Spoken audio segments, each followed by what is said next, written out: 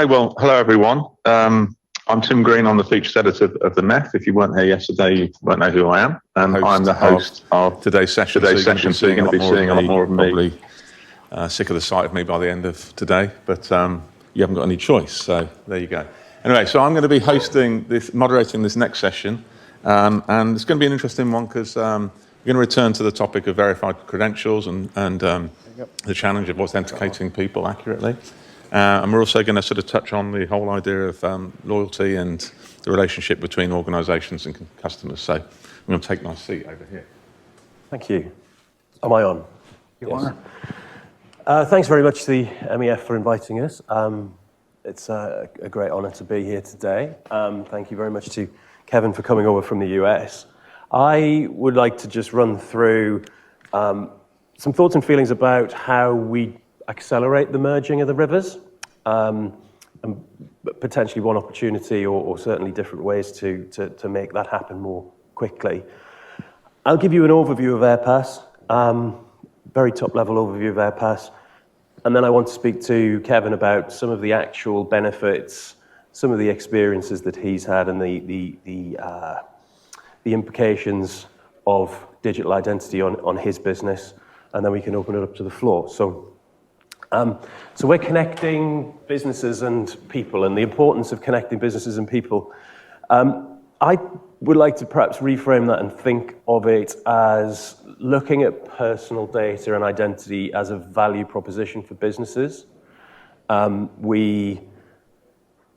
think there's a common misunderstanding in day-to-day businesses, and I think given the shift in the economy, given the post-pandemic recovery, it's no surprise we are in the age of the consumer, we're in the expectation economy, and I think I saw a piece in Forbes that said 72% of business leaders this year wanted their number one operational objective was to become more customer-centric. So given, I think, the change in attitudes, the change in needs and wants of consumers and individuals, I think there's a real opportunity to accelerate the merging of Michael's rivers.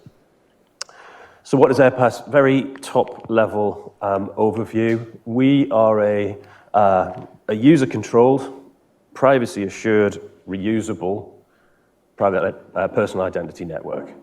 So essentially we have a system where you will onboard once. You have a very simple, very transparent user interface. We check credentials from a very basic perspective to, are you a human, through to verifiable credentials across any potential requirement. What we do is, rather than transfer and store data, we tokenize the data. We put that into a very complex multi-vault and key system. To complete a transaction, the transacting part, the counterparty, the individual, and Aerpass need to all present the keys at the same time. We open up the safe deposit box. We give a yes or no answer, and again, no data transferred or stored anywhere.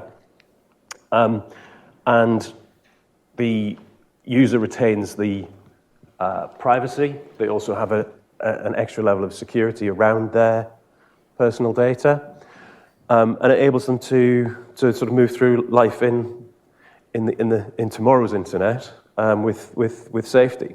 So we've got a very straightforward, on the face of it, user interface. We've got an extremely complex and secure data management and communication system behind it. Obviously, zero password means that we can eliminate businesses' password management costs, support costs, and remove password hygiene as an attack surface for businesses in a cybersecurity sense. But we've also got a consent function now where users and individuals can consent to sharing their data with a brand or a third party. And I think this is where the value proposition for businesses can come in, because that will enable them to have first-party data. The third-party data pool is diminishing to a puddle very rapidly. What do they need to build brand loyalty? How much does it cost to acquire a customer? How much value is there in a retained customer? You know, these are these sorts of things I think that marketing and salespeople in industry are looking at right now. And if they consent, they have the opportunity to build a brand and to build their brand proposition with that individual. And it gives the user the control and the privilege that I think they should have and deserve. So with that in mind, I will introduce Kevin Sullivan, who's the founder of an organization called Leading Points and Military Connect. I will turn it to him and ask him to give us your origin story and what your business model is, and talk us through paint us the picture of where you are. Yeah, thanks for having me, and thanks to the MEF team and everyone that's participating here. From what I saw yesterday and continue through today, I see there's some brilliant minds, solutions, technology that enhances everything that I'm going to be able to show you today. And it's real simple for me.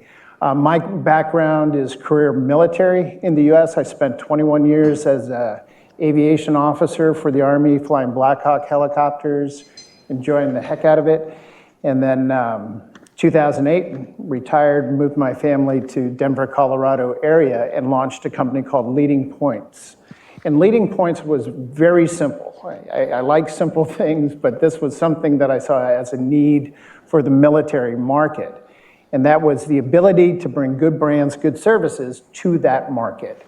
The military market is, I call it a niche market in the US, but to many of you, it's quite sizable. When you look at the military market in the US, you're talking 35 million Americans.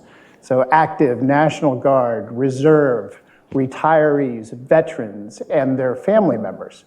I mean, that's most countries right there, but to us, it's a very niche market that a lot of brands like to embrace. And so what we tried to do is broker a relationship of products and services into that market. So it started out, if you had a widget, I would broker that relationship to the military retail store. And the retail store is like the Walmart, if you will, on every single base across the world. And the exchange, the Army and Air Force exchange, just for magnitude and size, they're the 54th largest retailer out there. They do $8 billion in revenue on an annual basis, so it's massive. So, I saw this idea, if you get one product in there and you participate in the success of that product selling, you might be onto something. So it worked out, but then we realized, hey, the opportunity is bigger, where you can help a company or a brand reach that market independently. So in doing so, we launched a military program for Costco, or USADA, right? So Costco established a military membership program whereby they created something unique for the military audience. That was a benefit to membership. So we gave away, it was hilarious, it was like $50 in product. We gave away the Costco rotisserie chicken, a case of water, a thing of batteries, but it was unique, right? And we offered that up online as a membership driver. And we used a Facebook offer to say, okay, let's see how many people we can bring in. So we opened up 20,000 memberships and said, and Leading Points, we let military media, word of mouth, everyone know that was coming. So when we turned the thing on, the redemption of 20,000 memberships occurred in 3 minutes. Online, bam, just like that. So we said, okay, we're on to something here. So that Costco initiative gave us an opportunity with the Golf Channel. I wanted to solve a problem for military and golf, and I like to play golf. So I went to the Golf Channel and said, hey, you have this great online booking service. Is there a way for us to do something with the military market? And we created military tee times. Again, same back end, but we provided a front-end solution where we vetted or gated the community and made sure military members came in the front side, and then we unlocked military discounts as it related to golf. So now we have retailers like Costco, Untitled, different brands that are offering unique things, but we needed to organize. We needed the ability to tie that ecosystem that so many people talk about together. So the idea of Military Connect came up. And it was just by habit of operating like we did, where people see Facebook Connect, able to log in with Facebook. I said, why can't we do that for the military? So in doing so, Military Connect was kind of formed, and the ability for Kevin Sullivan, the veteran, with his ID, to be able to unlock and participate in services and benefits that I want to. So, but how do you do that, you know? Well, this is the question. Before we get to that, I guess buyers and consumer behavior has changed significantly since 2008. Have your target demographics' attitudes to online privacy and security changed? Yeah, dynamically. When I first started in the service, you know, your social security number was embossed right on your ID card. So that was your service number. You know, we all go around, we have our dog tags. On there is our social security number. If we were deploying or traveling in the airport, our social security number was, you know, written right on top of the luggage. So we've come a long way in the military, trying to be protecting and you know, in the business of protecting things. We did very poor job of protecting the individual's identity. Fast forward to today, you know, the US Army launched cybersecurity as a branch, just like aviation or armor or infantry. We have cybersecurity. So moving forward and protecting of individuals' well-being is in the forefront of that. So a lot more conscious, a lot more privacy and security aware for their actions and their existence online. Yep. So what challenges did you face? Because I assume you have to recognize a military veteran or a service personnel to enable them to unlock the rewards and have them recognized for their service. Yeah, that was one of the challenges. You wanted to take a brand and give them a solution about targeting the military market, but you wanted to help them protect the integrity of their offer. So if you're going to unlock a discount, you want to ensure that the military or the participant in that is in fact military. And we've mentioned there's a number of ID services out there, and they charge a retailer per verification. Yeah, I'll verify Kevin Sullivan come in. I have a personal, but a bit hypocritical position on that. I see it as an identity tax.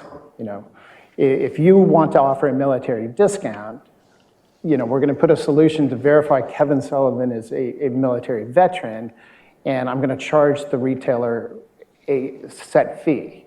Well, where does that fee really get absorbed? It's either being absorbed as a tax on the product or service, or, you know, you're not giving as deep a discount to the military member as you would want. So, and that's preferential. It is convenience. It is a convenience to know that Kevin Sullivan is a veteran. However, I'm a firm believer that, you know, once I'm verified as a member of that community, why does my identity have to be monetized time and time again for someone else's benefit? You know, I'm about put it all back into the military service member and their family, give them the deepest discount possible if you're going to do that. So the Airpass one and done onboarding, tokenized verified credential gives you that the user can dip in and use whenever they choose to log into Untitled or Costco or the local golf course. Right, that's the intention. The user-controlled identity. Kevin Sullivan using a system to seamlessly say, I want to participate and I am a credentialed military member, I think is the way of the future. If I can just interject, can you walk us through the process that one of your customers would authenticate themselves using the Airpass system? Yeah, so we're moving to that now, because if I use military tea times as an example, anyone could go online and take a look to create an account. We do, this is that hypocritical part, because of the convenience of verification, I pay a third party to verify my end user. And I'm like, dang, every person that comes through there, I have to pay a convenience fee.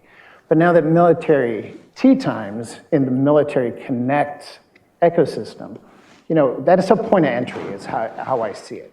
So if I come in through military, you know, tea times, what you see up here is an example of what's being built out now. We have a military deal site where brands can list their brands kind of in an affiliate type model, and offer unique discounts to the military. But it's a point of entry. And we want Aerpass to be just similar to that. Come in, verify the end user, and then be able to participate in that system. So let's say I entered via military deals, first-time user, create a profile. Aerpass now allows me to go over here to military tea times, click on the Aerpass button or Military Connect, powered by Aerpass button, and recognize that it's Kevin.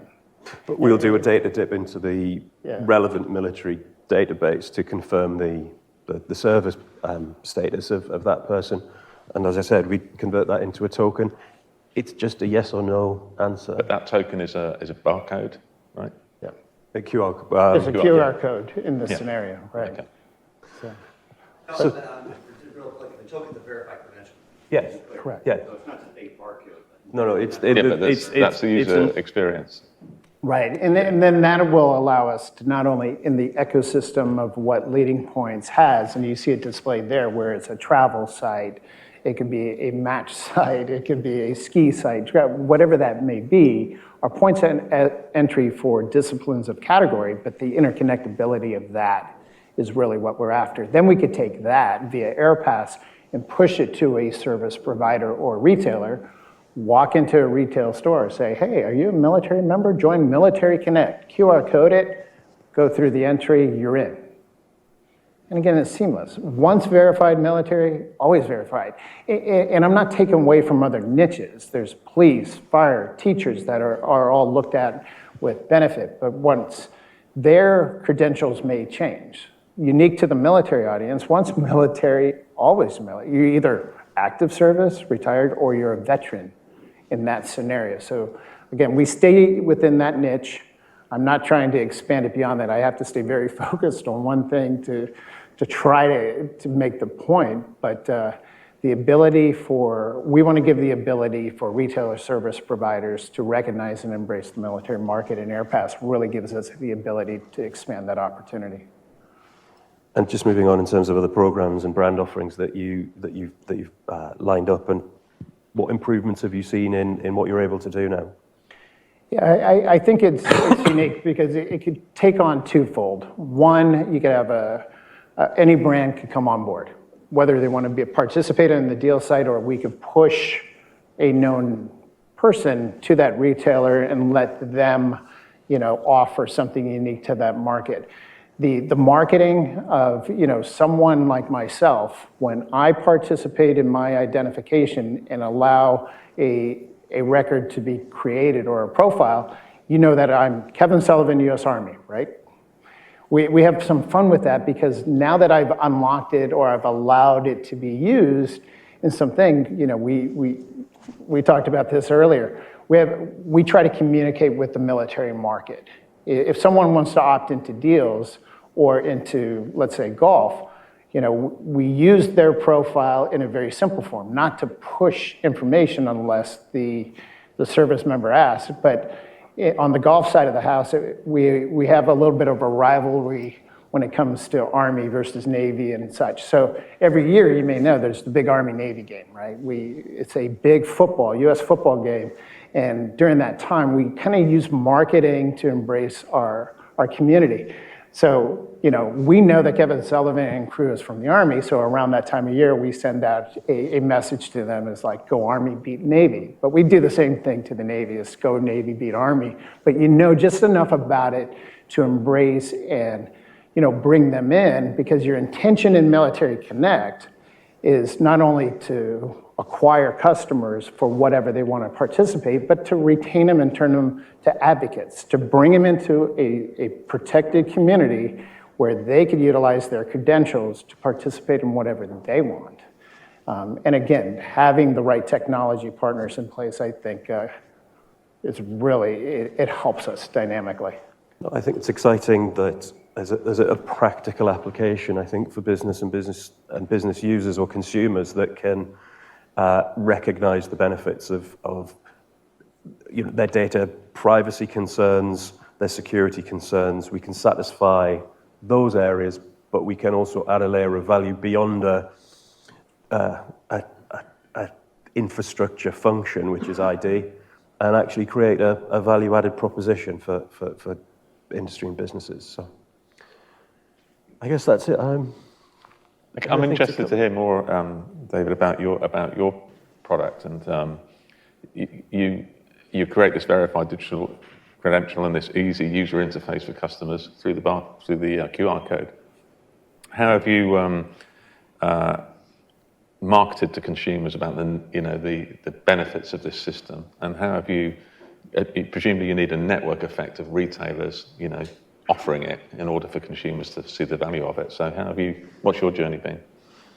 Well, I guess it's new to market. That's very much part of the Airpass strategic plan for 22 is building up a significant user base and converting or offering them the benefits of a freemium service, but also building up a user base by associating with large brands who do have large users that we can convert into Airpass users as well. And then I think once that marketing machine, the recognition, the understanding of what we're doing gathers pace, then hopefully the old rivers will be emerging quicker than we thought. So how do you communicate to customers? Because I was looking on your website earlier, and there's a lot of stuff on there about passwords and the flaws of passwords. Do you think customers recognise the weakness of passwords, or are they what's incentivizing them to look beyond passwords? Do you think? I think that's probably more geared towards enterprise and the password management systems, the cost of them, the potential security breaches, and the hygiene issues around passwords. So on a very basic level, an Airpass user is a verified human without a password who can log in or access your system with a tap and go. They can then remove their credentials as they need to, and that there's a scale of requirements for whether it's military, whether it's whatever the credential may be. So we can wrap that all up with the privacy element. And Kevin, have you what sort of challenges have you come across in terms of you've got this 35 million base of customers, you're introducing a different way for them to identify themselves with these brands. Have you come across any challenges or is it being quite intuitive for them? Yeah, I think the beauty of the military market, it's the loyalty base and resilience of it becomes our biggest marketing tool. So word of mouth, whether it's a retail brand or a new technology, it's probably our biggest service. And we teach this to companies all the time. We're like, if you provide a good product, a good service, and a good benefit, the word of mouth in the military will spread like wildfire. We say that all the time. But we caution that same partner that the reverse is true. Don't provide something that's a good service, a technology that doesn't work, that is too complicated, need instruction. That's going to spread like wildfire as well, and you can run into barriers. The simplicity of Airpass, the ability of once you onboard someone, take them through a process by which you take the very basic information. You could, sign on initially with Google or Facebook to upload just your basic data and information. And then we take you through verification. And again, once you're in that system and verified, the ability to then enter an ecosystem that we control is just the very, very base part of this platform. The capabilities of where it can go, it's nonstop. I'm not only looking on the revenue side, any one of those blocks or the connectability is for the benefit of the military market. So veterans benefits, educational services, treatment for PTSD. The sharing of information that allows me as a veteran to connect to those services is where we want to take it. And I know there's other services out there right now that do connecting, but this is very specific to the military market, is Military Connect. And then again, to where does it help Airpass? Take the Airpass system to a large retailer and let them communicate via Airpass. It enhances what they're doing as well. But how do you? I mean, I'm always interested in the nuts and bolts of these things. So obviously, I haven't seen this in action, but The military people and their families, how do they prove that they're in the military? And that setup process. Yeah, and again, there's database, there's authority, we talked about this yesterday. There's, I show you right now I have a database of 5.2 million veterans, but it's broken down into 3 categories, where it's authoritative data, where it goes off the Department of Defense database, and people can verify, or there's unauthoritative data. Let's say someone's part of a military club or group that's intended for such, or someone self-proclaims that they're military. So we want to invite all those people into Military Connect. I mean, that's a process we're going through right now. We're asking them to opt in and then verifying them against authoritative data, which is accessible. I mean, you don't have to show your ID to make that occur. Yeah. You can do it. And then again, once that record is validated, that key is all you need. And that onboarding process, how long does that take? I'm sorry? The onboarding process, how long does that take? The worst case scenario that we've gone through in verification is 2 minutes. Right. And that is because I don't have a huge, robust team that could provide that instant verification yet. We'll get there.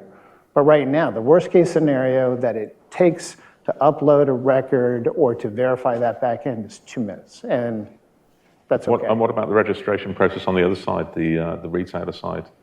How long does it take for them to integrate with the system, the Airpass system? And again, it's a matter of what we do on the leading point side of it is we try to build a military program so that their retailers are expecting that, hey, we have a military program, we're going to unlock a discount once someone proves their credentials of Military Connect, and that has my face and my name. It's in lieu of that military ID card, and it unlocks that discount right there. And do you have many examples of people who aren't military trying to get onto the system, or? Yeah, I think there's people trying to game the system and everything out there, and that's why we say we think the retailer should.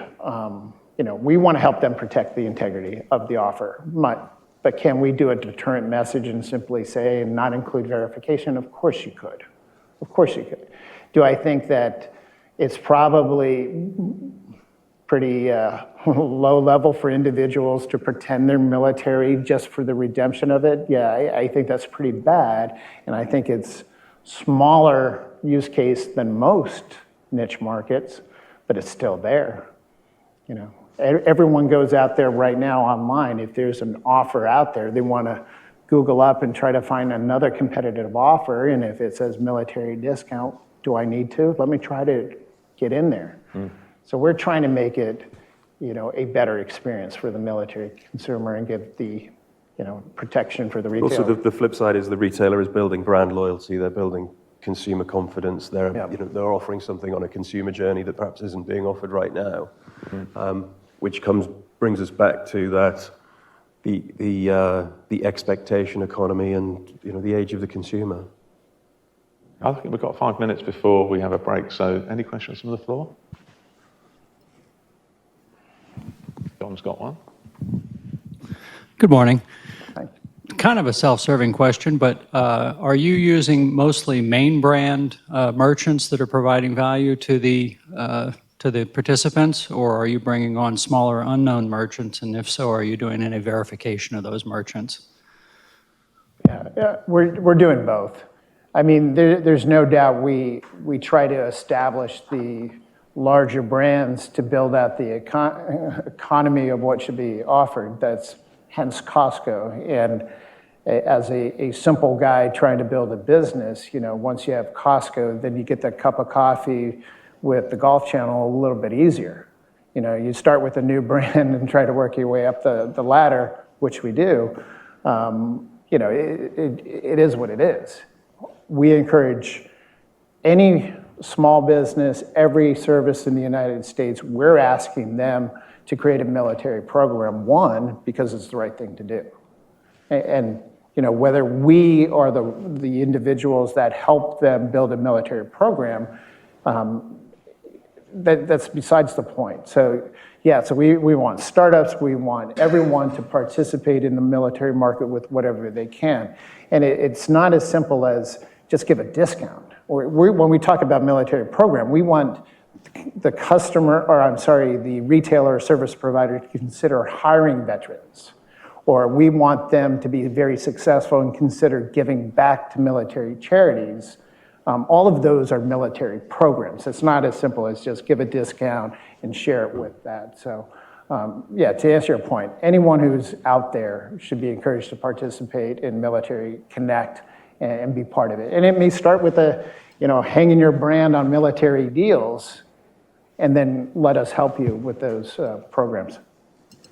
Kevin, real quick, you hit on a real important point. Can you quantify the charity donation example? I think that's really important. Yeah, here's an example. We talk about ski military. One of the programs that I was lucky enough to participate has to do with Vail Resorts.